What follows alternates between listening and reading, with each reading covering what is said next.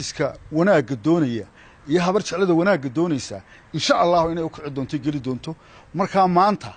waxaanu leenahay arrinka waxaanu la sugaynaa ama shirkayaga wax wanaagsan ka soo bixi doona anaga daweyn doona waxa garanaysan faarax suusle arrintu daweeyay wallahi alcadiim markaan xusuusto waan jircooda aqal ka wanaagsan ama garanayo arrintu daweeyna waa garanaysan maanta faarax suusle nagama dhiman haddii cid kale daweysay waa anagu waanu daweyn tukaraq arrintaas waa arrin adag weeyaan arrintaasi laba meelood baa Soomaaliya dawladii isku jirtay markay burburtay laba meelood baa dhisnaa maanta labadii meelood in dagaal dhex maro annagana lama qurux badna waxaanu leenahay cidda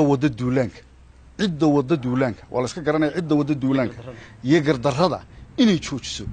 allaaliyo wax dagaal laga faa'iideeyo ma jiro dawladaha waaweyn ee Mareykanka iyo Ruushka iyo ba dagaalka ku mislafa